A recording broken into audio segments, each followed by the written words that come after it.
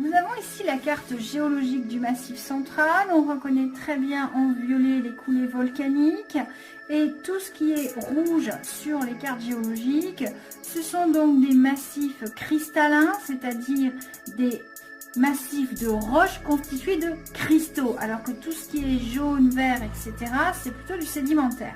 Quand on se promène dans le Massif central, on va trouver énormément de roches type granit et on peut parfois se poser la question d'une colline à une autre, si c'est le même granit, si c'est formé en même temps, etc. Et on va travailler sous Excel sur l'exemple de deux granites situés, un à Saint-Sylvestre, ici, et à Château-Ponsac, ici. Donc sur la carte géologique, elle porte la même légende, le numéro 17. Ils ont par contre une petite codification légèrement différente. L'un a des petits traits et l'autre des grands traits blancs.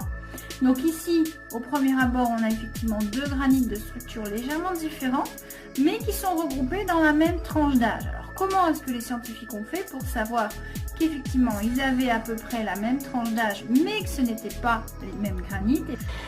Alors, quand on veut dater une roche, la première chose à savoir, c'est qu'est-ce qu'il y a à l'intérieur de cette roche comme éléments chimiques. Sachant les noms des atomes qui se trouvent à l'intérieur, je peux essayer de chercher s'il existe des isotopes dits radioactifs de ces éléments chimiques. Les grains minéraux sont soumis à un intense champ magnétique sur un plan incliné, afin de les séparer par susceptibilité magnétique. Si on veut comprendre les mécanismes tectoniques à la surface de la planète, il est important de connaître l'âge de la croûte, que ce soit l'ACC ou l'ACO. Ainsi, en repérant des blocs continentaux d'un certain âge, on peut essayer de reconstituer la position des continents. Donc sur cette carte, on va distinguer globalement les roches continentales en bleu qui sont âgées de plus de 2,5 milliards d'années. Ensuite, en vert, entre 2,5 et 1 milliard d'années. En rose, entre 1 milliard d'années et 400 millions d'années.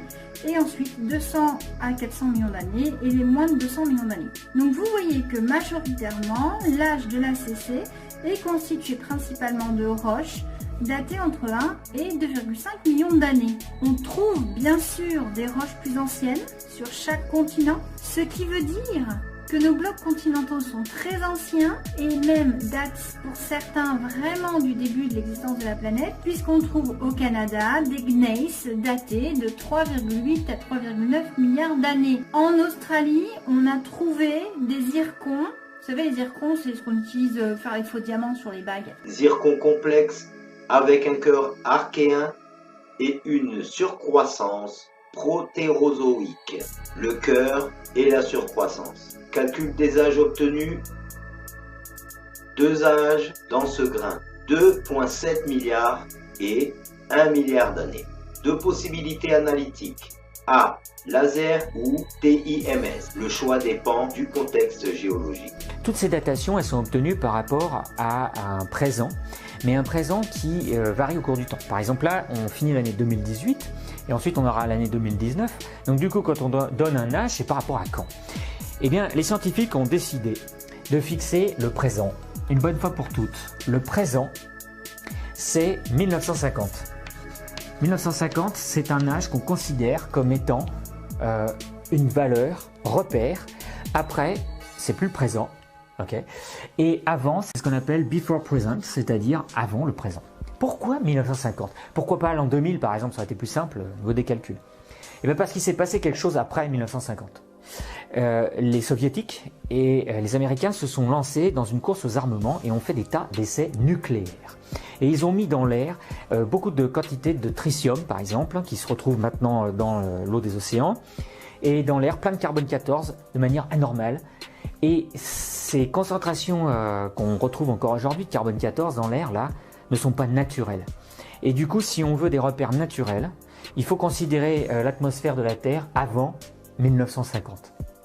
Aujourd'hui, nous vivons donc après le présent, en quelque sorte. On a trouvé des zircons de 4,2 milliards d'années. Or, on a estimé que la planète avait 4,5 milliards d'années. Donc, effectivement, ces continents seraient vraiment très anciens.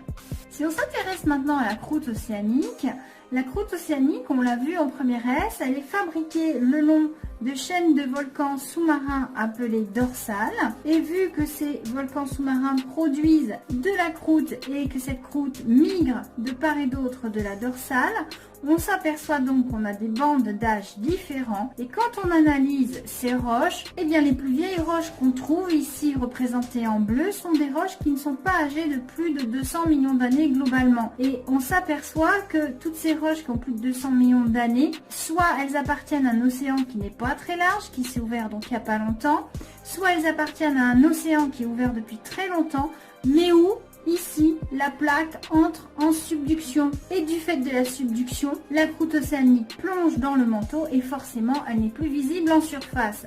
Donc, concernant l'âge de la croûte océanique, vous aurez compris, en raison de l'activité des dorsales et des zones de subduction, on n'a pas de croûte océanique plus âgée que 200 millions d'années. Alors vous allez me dire, c'est bien beau tout ça, nous donne des dates, mais comment est-ce que les scientifiques ont fait pour connaître ces dates? Eh bien là, on va faire un petit peu de physique, on va pas les couper. C'est le principe de la datation absolue. Alors, avant de rentrer dans les détails, un petit rappel. C'est quoi un atome en fait?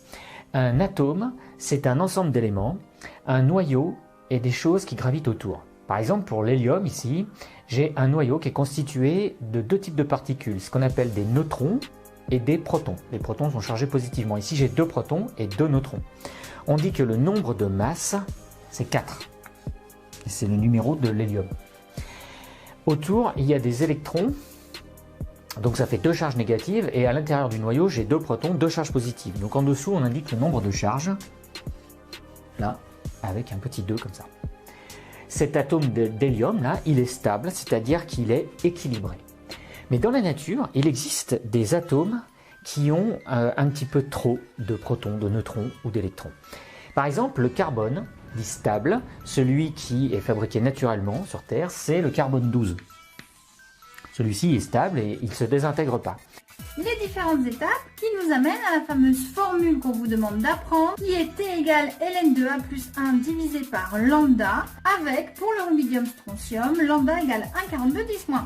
Donc, dans le principe de la géochronologie absolue, nous avons un élément père qui va se désintégrer en élément fils. Et comme ces éléments fils sont radiogéniques, on va leur mettre une petite étoile. Pour dater une roche, on peut utiliser l'uranium naturellement présent, radioactif, qui se désintègre en plomb.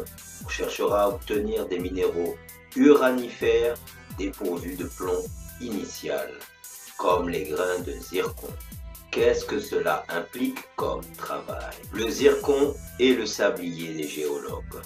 Alors qu'est-ce qu'on utilise?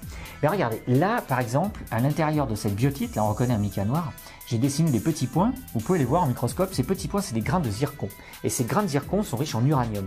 On peut dater du coup les roches avec l'uranium qui se désintègre en plomb. On peut dater aussi ces minéraux avec un couple qui est très utilisé, le couple rubidium-strontium. Alors comment ça marche? C'est très simple, le rubidium a un nombre de masse de 87 et il se désintègre en strontium 87 aussi.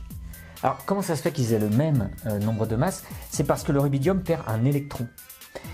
Et du coup ça se voit pas dans le nombre de masses, mais par contre il gagne une charge là, et il augmente de 1 en charge, en émettant un électron plus une particule riche en énergie, ce qu'on appelle un rayon gamma, et ce qui fait que la radioactivité est dangereuse. Mais pour le rubidium, il n'y a aucun danger, parce que la période de demi-vie du rubidium, donc cette période-là, c'est, écoutez bien, 47 milliards d'années. Donc du coup, on a toujours du rubidium dans les roches, et on peut dater même la Terre avec ça, si on a des roches qui ont l'âge de la Terre. Si on intègre l'équation en fonction du temps, on va avoir Ln de P égale moins lambda T plus K. Ainsi, s'il y a P0 élément à T égale 0, on va avoir P égale P0 exponentielle moins lambda T. Ainsi, sous forme graphique, on va avoir la diminution de la quantité d'éléments pairs et en parallèle l'augmentation de la quantité d'éléments fils. Les deux courbes sont plutôt symétriques. Bon, je suis pas très douée, j'ai pas de papier millimétré, mais c'est symétrique. On définit ainsi T, la période qu'on appelle aussi la demi-vie, au bout duquel il ne reste que la moitié des éléments P de départ. Lambda égale ln de 2 sur T. Lambda est donc la constante de désintégration de l'élément radioactif pair. Séparateur magnétique pour obtenir les zircons diamagnétiques moins riches en fer et surtout plus précis. Aimant manuel pour retirer la magnétite. Séparateur. Les grains recherchés sont diamagnétiques. Ils sont repoussés par le champ magnétique. Voilà, donc le couple rubidium-strontium est excellent pour dater des minéraux comme cela vieux de plusieurs millions d'années. On ne peut pas dater un fossile puisqu'il n'y a pas de rubidium dans les fossiles. Voilà, dommage. Alors par contre, comment ça se passe? Vous avez ici au départ une quantité de rubidium N0 à l'intérieur d'un minéral comme ça. Et ce rubidium se désintègre au cours du temps là pour former du strontium. Et le strontium, je vais le dessiner en rouge là, lui il commence à une valeur que je vais mettre ici par exemple. Donc je vais l'appeler F0. F c'est pour élément fils, c'est-à-dire ce sont des éléments qui sont issus de la désintégration radioactive. Je pars d'une valeur qui est là, mettons comme ça, et j'augmente la concentration en élément fils de manière parfaitement antisymétrique de cette courbe. C'est-à-dire que cette courbe-là, je la reproduis à l'envers et j'ai celle-ci. C'est-à-dire que tout ce qui est en blanc, là, donne ce qui est en rouge. Le rubidium donne le strontium. Ce qui fait qu'au cours du temps, le rubidium diminue au profit du strontium dont la concentration augmente. Et alors pour dater, il suffit que je me place ici sur cet axe et j'ai l'âge. Oui, mais on a un problème. Ça marche pas. Alors pour ceux qui ont du mal à comprendre, on va travailler avec les mêmes tiens.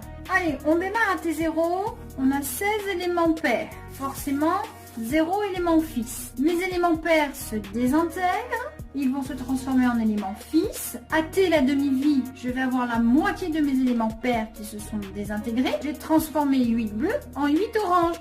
Ça, c'est à T. Maintenant, je vais continuer d'avancer. Je vais arriver à 2T. À 2T, la moitié de mes éléments pairs, ici les bleus, vont être désintégrés en éléments fils, les oranges. Je vais donc avoir 4 bleus qui vont se transformer en orange. Je suis donc à 2T. Pour arriver à 3T, je vais donc transformer la moitié de mes bleus en orange. Voilà, hop, 2 bleus, 2 oranges. À 3T, il me reste 2 bleus et 14 oranges. Et vous voyez que pour 4T, je vais transformer un bleu en un orange, etc. etc. Bon là je vais avoir du mal, je vais pas continuer avec un demi-MMS. Hein. Donc on est parti d'un système à 16 éléments isotopiques, il y en a toujours 16 dans le système. On dit que le système est clos ou fermé, il n'y a pas d'apport extérieur. S'il y a des apports extérieurs, on ne va pas pouvoir faire nos mesures. Pourquoi? Parce que contrairement au cas du carbone, on ne connaît pas N0 dans le minéral là par exemple de biotite. On ne sait pas combien il y avait de rubidium au départ. C'est une inconnue. Et on ne sait pas non plus combien il y avait de strontium au départ. C'est aussi une inconnue. Et ça, mathématiquement, c'est ce qu'on appelle une équation avec deux inconnus. Ainsi, quand on veut dater un minéral ou une roche, le choix de l'échantillon à dater est primordial. Les éléments pairs et fils que l'on mesure doivent avoir évolué selon les seules lois de la désintégration, c'est-à-dire que la date que l'on veut trouver doit être celle de la fermeture du système. Liqueur dense, iodure de méthylène, densité pour séparer les grains les plus denses comme les zircons. Iodure de méthylène, ajout des minéraux, on agite, décantation, les minéraux lourds coulent au fond. On récupère, rince et sèche les grains. Dans les roches magmatiques et métamorphiques, aucun souci, ça correspond à la cristallisation des minéraux. Par contre, dans les roches sédimentaires, ce sont rarement des systèmes fermés, on a des apports extérieurs, donc on ne peut pas utiliser cette méthode pour les roches sédimentaires. Donc le choix d'isotopes radioactifs, c'est un autre critère. Il faut que les isotopes soient présents en quantité suffisante. Or, à la fermeture du système, l'isotope pair décroît de manière exponentielle. Son dosage ne peut plus être fiable au-delà de 10 périodes. On va donc choisir des couples d'isotopes pour dater des échantillons en fonction de leur période. Donc bien sûr, il faut avoir une idée approximative de l'âge de la roche que l'on veut dater, car si on n'a aucune idée, qu'on se plante et qu'on prend par exemple carbone 14, bon déjà on l'utilise pas vraiment dans les roches métamorphiques et magmatiques, on l'utilise plutôt sur les êtres vivants. enfin les fossiles. Et le carbone notamment qui devient carbone 14. Et le carbone 14, c'est un atome qui a un excès de masse. Et du coup, il a tendance à se désintégrer au cours du temps. Alors, ce qu'on a remarqué, c'est que la façon avec laquelle il se désintègre, c'est quelque chose de très régulier. Regardez, je construis ici un graphique. N, c'est le nombre d'atomes de carbone 14, par exemple, si je prends le carbone 14, que j'ai au départ dans mon morceau de bois, qui est là-bas à droite. Là. Donc, au départ, au temps dit T0, c'est-à-dire à l'âge 0, j'ai un nombre d'atomes de carbone 14 que je vais noter N0. D'accord ? Et ce nombre, on peut l'estimer. Parce que dans tout bois qui se fabrique encore aujourd'hui, le taux de carbone 14 est toujours le même. Donc il suffit de connaître la masse du bois pour savoir combien il y a de carbone dedans et en déduire la quantité, la proportion de carbone 14 qui va au départ, ce qu'on appelle le N0. D'accord ? Eh bien, au bout d'un certain temps, la moitié de ce carbone 14 s'est désintégré. On passe à N0 sur 2 au bout d'un temps, alors je suis bien aligné là, au bout d'un temps qu'on appelle grand T ou période de demi-vie. D'accord ? Pour le carbone 14, cette période-là, ça vaut 5700 années. En 5700 années, la moitié du carbone 14 disparaît dans mon bloc de bois. Si je reprends exactement la même période, donc là je vais arriver à environ 11 000 ans, là, j'ai à nouveau la moitié qui a disparu. La moitié de la moitié. C'est-à-dire qu'on arrive maintenant à N0 sur 4. Et si je continue encore une période, je vais diviser N0 sur 4 par 2 et donc il ne me restera plus que N0 sur 8. Là. Voilà. La forme de cette courbe, que je ne vais pas continuer comme ça, c'est ce qu'on appelle une exponentielle décroissante. C'est-à-dire que le nombre d'atomes a tendance à diminuer. Mais vous remarquez qu'au bout d'un certain temps, je ne vais plus avoir assez de carbone 14 dans mon système pour que je puisse le mesurer. Et ce temps arrive, pour le carbone 14, en fait entre 35 000, 40 000 et 70 000 ans. On estime qu'au-delà de 70 000 ans, il n'y a plus d'atomes de carbone dans mon bois. Donc si j'essaie de dater un bois qui a 100 000 ans, ben, je ne peux pas, parce qu'il n'y a plus de carbone 14 dedans. Du coup, je ne peux pas saboire s'il a 100 000 ans ou s'il a 400 millions d'années. Voilà.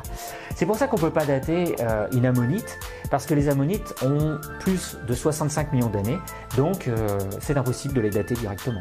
D'accord ? Un os, on peut dater un homme de Cro-Magnon qui a 30 000 ans, mais on ne peut pas dater Lucie, par exemple, qui c'est pas un homme.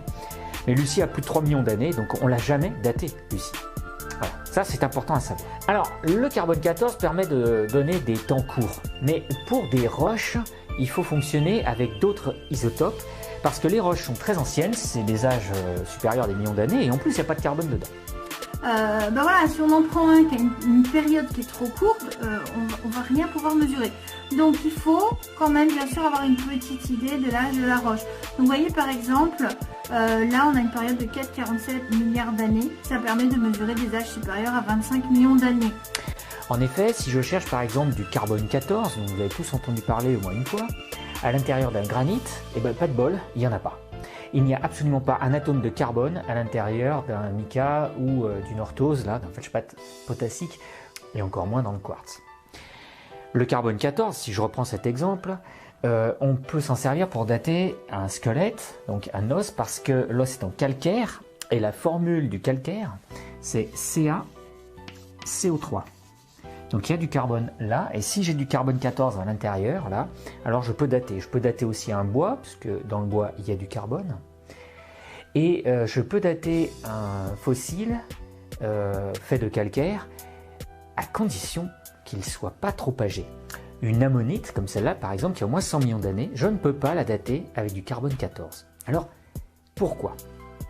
Eh bien, tout simplement parce que un élément chimique, quand il se désintègre au cours du temps avec une certaine vitesse. On parle de taux, c'est-à-dire d'un nombre d'atomes qui disparaît au cours du temps. Et dans un système, quel qu'il soit, un os, un fossile, comme ça, ou bien du bois, il n'y a plus d'atomes de carbone 14 après 70 000 ans. On ne peut rien dater avec ça au-delà de 70 000 ans. On est bien d'accord, cette fameuse désintégration, elle met un certain temps à se faire. Et c'est ce paramètre temps qui nous intéresse. Le temps est le temps total pour que tous les éléments pairs soient transformés en éléments fils. Donc après un temps T1, une partie de la quantité originelle des éléments pairs aura été transformée en éléments fils. Donc la valeur du rapport F sur P est donc fonction du temps de désintégration. Le taux de désintégration est différent d'un type de désintégration à l'autre, mais toujours le même dans une désintégration donnée. Comme on connaît les constantes de désintégration pour les diverses réactions qu'on utilise couramment, on est capable de calculer le temps de désintégration pour une valeur donnée du rapport F sur P à l'aide de ces constantes. Ce qu'on calcule, c'est le temps qu'a mis la désintégration à se rendre à cette proportion entre fils et pairs, celle que l'on mesure. Ce qu'on détermine donc, c'est depuis combien de temps a commencé la désintégration. On peut ainsi donc mesurer la quantité d'isotopes fils présents dans un système.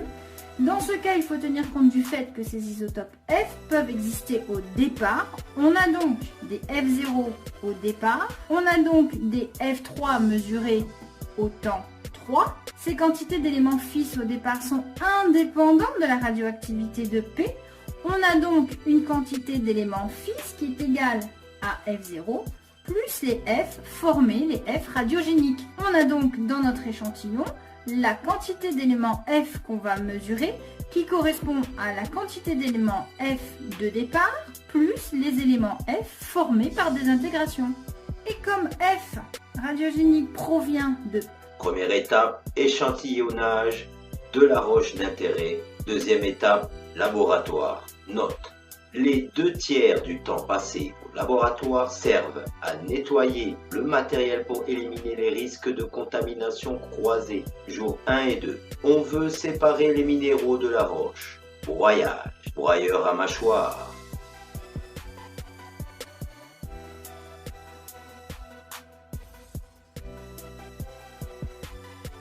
Le broyage en direct.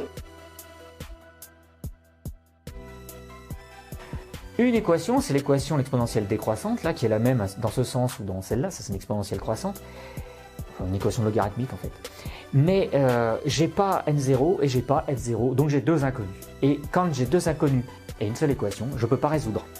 Voilà, alors on pourrait s'arrêter là. Oui, mais heureusement, les mathématiciens nous proposent des outils mathématiques. Et puis les géologues disent, oui mais attendez, dans un granit par exemple, là, ce minéral, il a un âge donné. Mais le feldspath qui est ici, le feldspath potassique, ou ce feldspath là, le feldspath plagioclase là, qui est là, ils ont aussi le même âge. Tout le monde a le même âge dans cette roche là. Et du coup, si je peux avoir une équation pour ce minéral, je peux rajouter une équation pour celle-là et une équation pour celle-là. Et ça sera toujours dans le même système, puisque tout le monde a le même âge là-dedans. Et au final, j'ai même un système surdéterminé, avec tellement de minéraux que je peux obtenir une datation très précise. F étoile égale P0 moins P, c'est-à-dire la quantité d'éléments pairs au début, moins la quantité d'éléments pairs qu'on mesure dans l'échantillon. Et ça va nous servir. Et alors, voici les faits. Quand je prends un mica, c'est-à-dire une biotite, là, j'ai un taux de rubidium qui est, au départ, là, de temps, et un taux de strontium qui est de temps, là, ici. Voilà, ça c'est des mesures que je fais dans la roche que j'ai aujourd'hui. Hein. Dans ce feldspath là, je constate que j'ai tant de rubidium pour tant de strontium. Et puis dans ce feldspath là, j'ai tant de rubidium pour tant de strontium. Et alors là, aux surprises, tous les points s'alignent selon une droite. Et du coup, je peux relier les points par une droite. Cette droite, vous l'avez appelée droite isochrone. Parce que sur cette droite, tous les points ont le même âge. Chez iso, c'est même, et chrone, c'est âge. Voilà. Sachant que chaque point représente en fait un minéral avec son rapport en rubidium et strontium. Alors le rubidium et le strontium sont des éléments qui s'intègrent très facilement dans la structure des minéraux type mica, feldspath qu'on va trouver principalement dans les granites. Alors bien sûr, il y a plusieurs isotopes du rubidium et du strontium. Celui qui nous intéresse, c'est le rubidium 87 qui va se désintégrer en strontium 87 en libérant un électron. Sa demi-vie, 48,8 milliards d'années, et sa constante de désintégration, 1,42 10-11 par an. Alors voilà, comment on fait pour résoudre ça finalement? Ben c'est très simple, on construit un graphique qui n'est pas celui-là, c'est une déduction de celui-là, on le transforme, on met la courbe rouge et la courbe N là en abscisse et en ordonnée. Alors je vais effacer ça parce que c'est mal placé. Ici donc je mets l'élément fils, le strontium, 87, là, en ordonnée. Et ici, je mets le rubidium 87 en abscisse. Alors, on a coutume de diviser par le strontium 86, qui est un isotope stable. Ça, c'est uniquement un problème de mesure qui est lié au spectromètre de masse. Aucune importance pour nous. Je le rajoute même pas. D'accord ? Laser ICP-MS, ablation laser couplée au spectromètre. Le montage époxy est placé dans le laser pour faire l'ablation des zircons. De la poussière de zircon est créée. Poussière entraînée dans le plasma du spectromètre de masse pour analyse isotopique du plomb et de l'uranium. Traitement des données. TIMS, chimie en salle blanche, dépôt sur filament, analyse du spectromètre, séparation chimique en salle blanche, dissolution du zircon plus purification chimique de U et PB, microcolonne pour chromatographie, échangeuse d'ions, dépôt du PB et U, purifié sur filament de rhénium, analyse au spectromètre de masse, calcul des âges obtenus. Alors considérons que je suis dans un granit, c'est une roche magmatique, le système se ferme, c'est-à-dire qu'il arrête de bouger, il n'y a plus d'apport en magma et les minéraux vont commencer à cristalliser, se former. Je prends un minéral 1, un minéral 2. Lors de la fermeture du système, chaque minéral va intégrer une quantité particulière de rubidium. Il y en a un qui va en intégrer plus que l'autre. Par contre, concernant le strontium, les minéraux vont intégrer du strontium 86 et du strontium 87 qui proviennent du magma. Et ils vont en intégrer toujours le même rapport. Donc si les deux minéraux n'intègrent pas la même quantité de rubidium 87 qui n'est pas stable, ils vont intégrer par contre, en raison de la composition chimique du magma, ils vont intégrer le même rapport de 87 strontium sur 86 strontium. C'est-à-dire que bien sûr, ils vont intégrer des quantités différentes, mais le rapport de la quantité de l'un par rapport à l'autre sera égal dans tous les minéraux formés dans ce magma. Et c'est grâce à ce principe qu'on va pouvoir avancer sur nos formulations. Je vous rappelle donc le principe que le rubidium se désintègre en strontium 87. On va donc avoir dans chaque minéral du système une bascule, une diminution de la quantité de rubidium et une augmentation de la quantité de strontium 87. Je vais donc avoir la quantité de strontium 87 est égale à la quantité de strontium 87 au départ, plus la quantité de rubidium 87 exponentielle lambda t moins 1. Le problème, c'est qu'ici, j'ai une équation avec deux inconnus. Quels sont ces inconnus? T, le temps que je n'ai pas, et la quantité d'éléments strontium 87 de départ au moment de la fermeture du système. Donc pour résoudre cette équation, il faut bien comprendre, comme je vous l'ai dit, que deux minéraux cristallisant à partir d'un même magma intégreront dans leur réseau cristallin du strontium avec un rapport isotopique 87 sur 86 identique à celui du magma d'origine. On dit que ces échantillons sont cogénétiques et même si certains minéraux intégreront plus de strontium que d'autres, suivant la compatibilité de l'élément avec le réseau cristallin en question, tous auront toujours le même rapport initial 87 sur 86. Donc par ailleurs, en sachant que 86 SR n'est ni radiogénique ni radioactif, la quantité de cet isotope ne varie pas au cours du temps dans un système clos. On peut donc dire que la quantité de 86 strontium qu'on va mesurer dans l'échantillon correspond à la quantité de strontium 86 au moment de la fermeture du système. Après avoir broyé en gravier fin, on obtient les minéraux individuels, séparés au pulvérisateur à disque. Table à secousse, on sépare les minéraux par densité dans l'eau. Les minéraux lourds, comme les zircons, se rendent au bout de la table et sont piégés. Et certains fragments de roche sont aussi piégés. Tamisage à 200 microns sur la platine vibrante pour éliminer ces fragments de roche. Donc, quand vous faites une datation, vous avez le choix. Soit vous prenez des échantillons de la roche et à ce moment-là, vous faites les mesures pour les quantités de rubidium et de strontium. Soit vous prenez des minéraux précisément. Par contre, faire attention, on nous explique qu'avec la méthode des isochrones roche totale, vu qu'il y a des incertitudes, il va falloir rajouter une incertitude de plus ou moins 18 millions d'années. Donc, bien en tenir compte si on travaille sur un isochrone roche totale. On va pouvoir calculer l'âge de la roche. Donc en bas du fichier, j'ai H du granit de Saint-Sylvestre dans la cellule rose. Je vais taper la formule et voici l'âge de mon granit. Donc 309 millions d'années. Attention, plus ou moins 18 millions d'années. Faisons maintenant la même chose pour le château de Pensac. Et vous voyez que la pente est légèrement différente, 0,0048. On a deux pentes qui sont très proches. On devrait donc théoriquement avoir deux granites d'âge très proche. J'ai un granit donc âgé de 337, plus ou moins 18 millions d'années. Donc on voit ici qu'on a deux granites qui correspondent à la même période géologique, qui se sont mis en place quand même à une trentaine de millions d'années de différence. Donc ils sont de la même orogénèse, c'est-à-dire de la même mise en place d'une chaîne de montagnes. Ils sont de la même période, mais ils ne se sont pas placés en même temps. Mais si vous voulez comprendre pourquoi ça marche, je vous propose de faire ce petit exercice-là. Imaginez un granit qui a un âge de 0, c'est-à-dire qui se forme aujourd'hui, par exemple dans la cordillère des Andes ou au Japon ou en Martinique. Alors, un granit qui a un âge 0, c'est un granit dont la droite isochrone a une pente nulle, c'est-à-dire que lambda t vaut 0 parce que t vaut 0. Si la pente ou la coefficient directeur de la droite est nul, alors la droite est parallèle à l'axe des abscisses. D'accord ? Et là-dessus, vous avez des points, donc des rapports rubidium-strontium, qui sont les suivants. Là, par exemple, je vais mettre un minéral avec ces valeurs-là, un autre avec ces valeurs-là et un autre avec ces valeurs-là. D'accord ? Donc ça, c'est les différents minéraux de ma roche qui s'alignent là, comme ça, sur une droite. Et ce qu'on sait, c'est qu'au cours du temps, le rubidium a tendance à diminuer. Et alors, quand il est très fort, quand la concentration rubidium est élevée, ça descend fort au début. Okay, alors que là, si la concentration est plus faible, ça descend moins vite. Donc du coup, ça va faire comme ça. Là, ici, lui, il va descendre beaucoup. Lui, il va descendre moyen. Et lui, il va descendre qu'un tout petit peu. Mais en même temps que le rubidium diminue, le strontium augmente. Donc, le strontium va augmenter exactement dans les mêmes proportions qu'il a baissé là. Et donc, un peu plus là. Et donc, un peu plus là. Et ce qui fait que les 3 points que je vais avoir au bout d'un certain temps, c'est à nouveau 3 points alignés, comme ça, là. Voilà.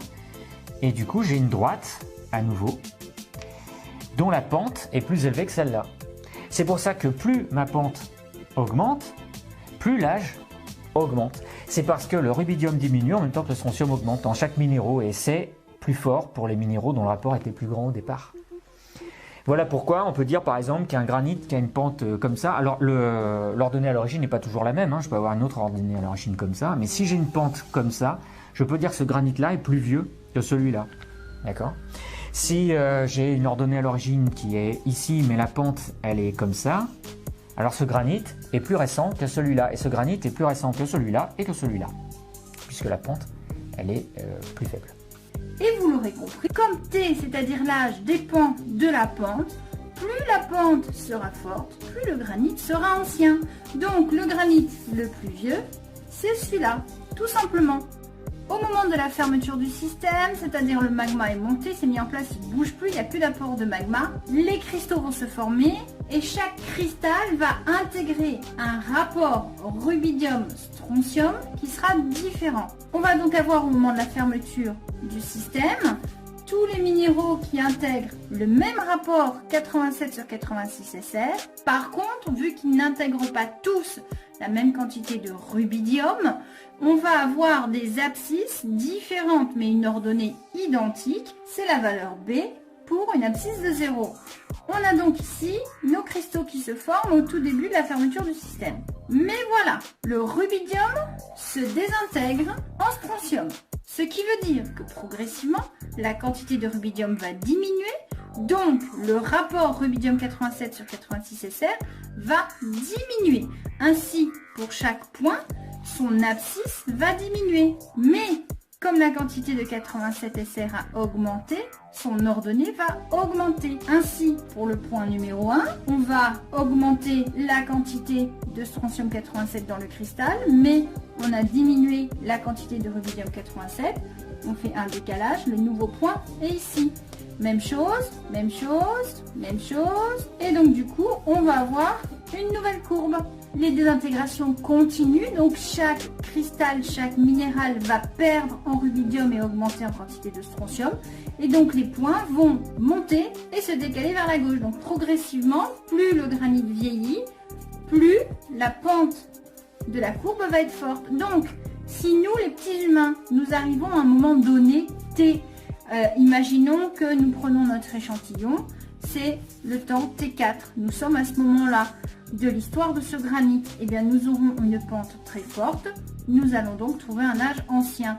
En supposant que le granit s'est mis en place il n'y a pas longtemps et que nous arrivons au début de la désintégration, que nous sommes là, nous allons avoir donc une pente assez faible et un âge assez faible. En supposant donc qu'on ait pris une roche, qu'on a fait 4 échantillons dans la roche, on a donc obtenu 4 points. Alors là, je les ai alignés. Bon, on va dire qu'on en a fait 6, 7, 8. Voilà, en fait, on trace une droite isochrone. Donc, on va voir A égale delta Y sur delta X, qui est égal finalement à exponentielle lambda t moins 1. Et en intégrant, on trouve t égale ln de A plus 1 divisé par lambda.